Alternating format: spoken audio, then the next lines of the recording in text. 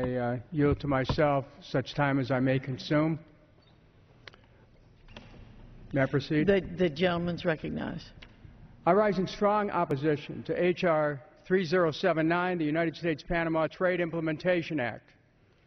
With our nation's unemployment continuing to hover around 9%, it is unconscionable that we're considering a NAFTA clone free trade agreement. This agreement would further facilitate the outsourcing of American jobs and undermine the rights of American workers.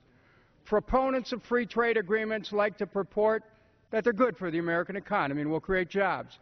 But history is on the side of those of us who opposed NAFTA, CAFTA, and other damaging trade agreements over the last decade. Free trade agreements play a significant role in exacerbating the negative effect of globalization, including the rapid privatization of vital public resources. They've resulted in the loss of domestic jobs and manufacturing industries and in significant decreases to labor and environmental standards. In addition, free trade agreements result in significant job loss and privatization of labor-intensive industries for countries we enter into the trade agreements with. Unionizing in countries like Mexico and Colombia has resulted in death or imprisonment of union leaders. Every state in this country has been affected negatively by our destructive trade policies. The Economic Policy Institute estimates that nearly 700,000 U.S. jobs have been displaced since the passage of NAFTA in the 1990s.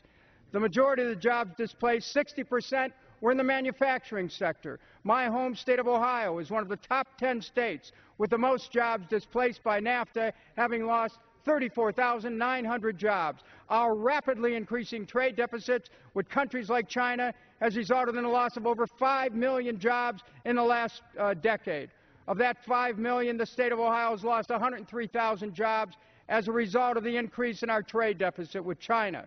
This is not a debate about being for trade or against trade, as some of my colleagues have framed it. This is a debate about learning from the free trade policies we pursued over the last decade that have proven to be significantly damaging to the American economy and American workers. The numbers speak for themselves. I urge my colleagues to oppose this agreement. I reserve the balance of my time. The gentleman from Ohio.